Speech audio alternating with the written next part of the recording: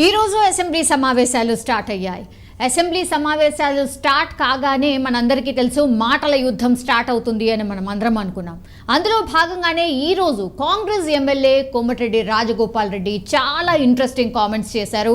Chit chat చేస్తూ ఈ comments చేసిన సిచ్యువేషన్ కనిపిస్తోంది. ఇప్పుడు ఇవే ఇంట్రెస్టింగ్గా మారిపోయాయి అండ్ చర్చకు కూడా దారితీస్తున్నాయి. ఎందుకంటే అసెంబ్లీ సమావేశాల తర్వాతే క్యాబినెట్ విస్తరణ ఉంటుంది అంటూ ఆయన కామెంట్ చేసిన పరిస్థితి కనిపిస్తోంది. సో వారం 10 రోజుల తర్వాత క్యాబినెట్ విస్తరణ ఉంటుంది అండ్ తనకు మంత్రి పదవిపై అధిష్టానం ఒక హామీ ఇచ్చింది అంటూ కూడా కామెంట్ చేశారు. సో క్యాబినెట్ విస్తరణ ఉంటుంది అండ్ విస్తరణలో కూడా నాకు ఆ స్థానం ఉంటుంది అండ్ తనకు ఏం పదవి కావాలి అనేది కూడా ఆయన చెప్పే ప్రయత్నం చేశారు.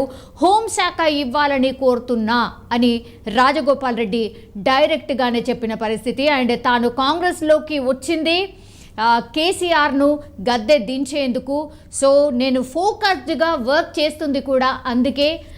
నేను గతంలో కూడా చాలా టైమ్స్ చెప్పాను, నా టార్గెట్ ఒక్కడే, కంపల్సరీ కేసీఆర్ను అండ్ బీఆర్ఎస్ పార్టీని గద్దె దించడమే టార్గెట్గా నేను జాయిన్ అయింది కాంగ్రెస్లో కూడా అందుకే అన్నటువంటి మాట కూడా స్పష్టంగా చేశారు.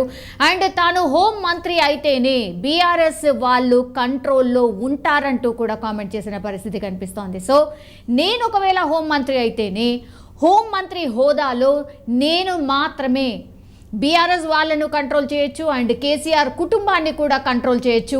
కేసీఆర్ని ఎదుర్కోవాలన్నా బీఆర్ఎస్ పార్టీని ఎదుర్కోవాలన్నా కూడా నేను హోం మంత్రి అయితేనే అది సాధ్యం అవుతుంది అంటూ కూడా ఆయన హాట్ కామెంట్స్ చేసిన పరిస్థితి కనిపిస్తోంది. సో వాళ్ళను జైలుకు పంపడమే తన కోరిక అంటూ కూడా చెప్పే ప్రయత్నం చేశారు డైరెక్ట్గానే.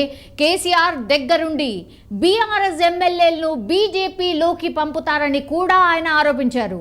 సో కేసీఆరే దగ్గరుండి, ఇప్పటికే మనందరికీ తెలుసు కేసీఆర్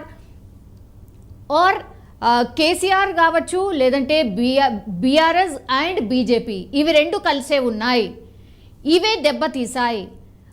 కవిత అరెస్ట్ కాని నేపథ్యంలోనే ఇప్పుడు బీజేపీ ఆర్ బీఆర్ఎస్ పార్టీ ఒక రకంగా డ్యామేజ్ అయిపోయాయి. ఇట్లాంటి విశ్లేషణ, ఇట్లాంటి కామెంట్స్ కూడా చాలా వరకు వినిపించాయి. అందులో భాగంగానే ఈ కామెంట్స్ కూడా అనుకోవచ్చు. ఎందుకంటే కేసీఆర్ దగ్గరుండి బీఆర్ఎస్ ఎమ్మెల్యేలు ఎవరైతే ఉన్నారో, అంటే ఆ 39 మంది ఎమ్మెల్యేలు ఎవరైతే ఉన్నారో ఆ 39 ఎమ్మెల్యేల చాలా మట్టుకి కేసీఆర్ దగ్గరుండి బీజేపీలోకి పంపించబోతున్నారు అన్నటువంటి కామెంట్ కూడా చేశారు.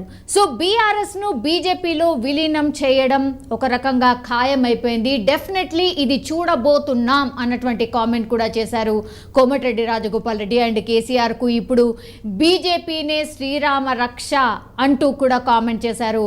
ఒకవేళ ఇవన్నీ అవినీతి ఆరోపణల నుంచి తప్పించుకోవాలన్నా లేకపోతే ఏవైతే రోజు ఒక్కొక్క డిపార్ట్మెంట్కి సంబంధించిన ఫైల్స్ తీసినప్పుడల్లా అవినీతి ఆరోపణలు, గత ప్రభుత్వంలో జరిగినటువంటి అవినీతి ఆరోపణలు అన్నటువంటివే వార్తలు వస్తున్నాయి. కాబట్టి అందులో భాగంగానే కేసీఆర్కు ఇప్పుడు బీజేపీనే శ్రీరామ రక్ష కాబోతోంది. ఎందుకంటే ఇవన్నీ బయటకు వస్తే ఆయన జైలుకి వెళ్తారు. జైలు నుంచి కాపాడే ఏకైక పార్టీ ఏదైనా ఉంది అని అంటే అది బీజేపీ అవుతుంది అన్నటువంటి మాట కూడా చెప్పే ప్రయత్నం చేశారు.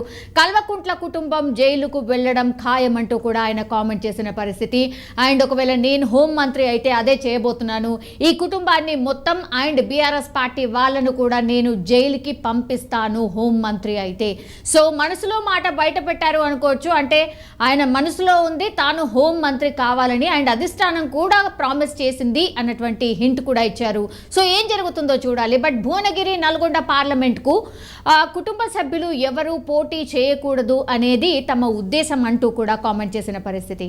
చాలా రోజుల నుంచి వార్తలు వస్తున్నాయి. పార్లమెంట్ ఎలక్షన్స్ వచ్చినప్పుడల్లా నల్గొండ పార్లమెంట్ నుంచి కోమటిరెడ్డి బ్రదర్స్కి సంబంధించిన కుటుంబ సభ్యులు ఎవరో ఒకరు ఆశిస్తున్నారు, వాళ్ళకే టికెట్ దక్కబోతోంది అన్నటువంటి వార్తలు వస్తున్నాయి. కాబట్టి ఆ వార్తల్ని ఖండించే విధంగా ఆయన ఒకటే చెప్పారు, మేము పోటీ చేయకూడదు అనుకుంటున్నాము అన్నటువంటి మాట చెప్పారు. అండ్ పార్టీ ఆదేశిస్తే మాత్రం ఖచ్చితంగా పోటీ చేస్తాము అన్నటువంటి మాట కూడా చెప్పారు. మాకైతే ఇంట్రెస్ట్ లేదు, బట్ పార్టీ ఆదేశిస్తే మాత్రం డెఫినెట్లీ మా కుటుంబ సభ్యులు ఎవరైనా పోటీలో ఉంటారు అన్నటువంటి మాట అయితే చెప్పారు. సో లేదంటే ఎవరికి టికెట్ ఇచ్చినా కూడా వాళ్ళను గెలిపించే ప్రయత్నం చేస్తాము అన్నటువంటి మాట కూడా చెప్పారు. సో అసెంబ్లీ ఆవరణలో ఇంకో ఇంట్రెస్టింగ్ పాయింట్ ఏం జరిగిందంటే కేటీఆర్ అండ్ రాజగోపాల్ రెడ్డి మధ్య ఒక ఆసక్తికర సంభాషణ కూడా జరిగింది.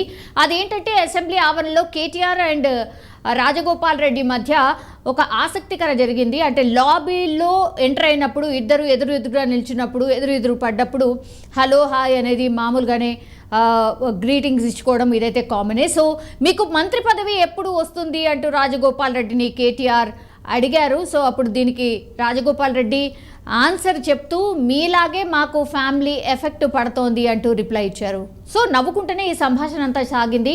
యాక్చువల్లీ మీరు మంత్రి ఎప్పుడు కాబోతున్నారు అని కేటీఆర్ అడగడం అండ్ రాజగోపాల్ రెడ్డి దానికి బదిలిస్తూ మీలాగే ఫ్యామిలీకి సంబంధించిన ఎఫెక్ట్ మా పైన కూడా పడింది. సో ఇద్దరం ఉన్నాం కాబట్టి అందులో నుంచి ఒకరికి ఆల్రెడీ మంత్రి పదవి వచ్చింది. సో నా వంతు వరకు మరి చూడాలి అన్నటువంటి మాట చెప్పారు. అండ్ ఫ్యామిలీ పాలన కాదు, మంచిగా పనిచేస్తే కీర్తి ప్రతిష్టలు వస్తాయి అంటూ కూడా కేటీఆర్ కామెంట్ చేశారు. సో ఎంపీగా మీ కూతురు కీర్తి పోటీ చేస్తుందా లేకపోతే సంకీర్తి పోటీ చేస్తారా అని కేటీఆర్ రాజగోపాల్ రెడ్డిని అడిగారు. సో దయచేసి నన్ను కాంట్రవర్సీ చేయొద్దు అంటూ అక్కడి నుంచి రాజగోపాల్ రెడ్డి వెళ్ళిపోయిన పరిస్థితి. సో 2-3 మాటలు మాత్రమే. అంటే మీ ఫ్యామిలీ నుంచి ఎవరైనా పోటీ చేయబోతున్నారా పార్లమెంట్ ఎలక్షన్స్ నుంచి అంటే లేదు, నన్ను కాంట్రవర్సీలోకి అయితే లాగద్దు, నేను దీనికి ఆన్సర్ కూడా చెప్పదలుచుకోలేదు అన్నటువంటి మాట చెప్పారు. అండ్ దాని తర్వాత మీకు మంత్రి పదవి వస్తుందా అని అంటే సేమ్, అంటే ఫ్యామిలీలో ఆల్రెడీ ఒక మంత్రి పదవి ఉంది కాబట్టి మరి చూడాలి. ఇక్కడ కూడా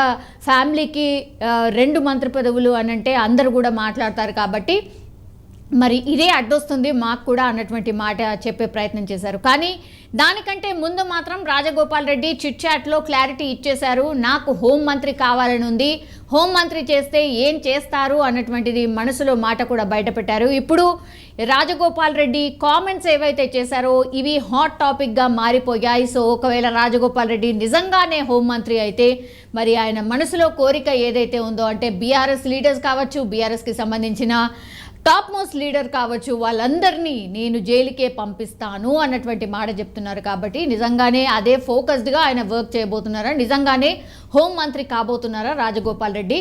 అండ్ ఆఫ్టర్ అసెంబ్లీ సెషన్స్ తర్వాత మరి నిజంగానే మంత్రివర్గ విస్తరణ ఉంటే మరి రాజగోపాల్ రెడ్డికి ఏ మంత్రి పదవి దక్కబోతోంది, ఆయన రోల్ ఏముండబోతోంది, నిజంగానే రాజగోపాల్ రెడ్డికి మంత్రి పదవి వస్తుందా రాదా, ఇదైతే కొంతవరకు క్వశ్చన్ మార్క్ అయితే రేస్ చేస్తోంది. కానీ రాజగోపాల్ రెడ్డి చేసినటువంటి కామెంట్స్ మాత్రం ఇప్పుడు హాట్ టాపిక్గా మారిపోయాయి. అటు బీఆర్ఎస్ కావచ్చు అండ్ ఇటు కాంగ్రెస్లో కూడా.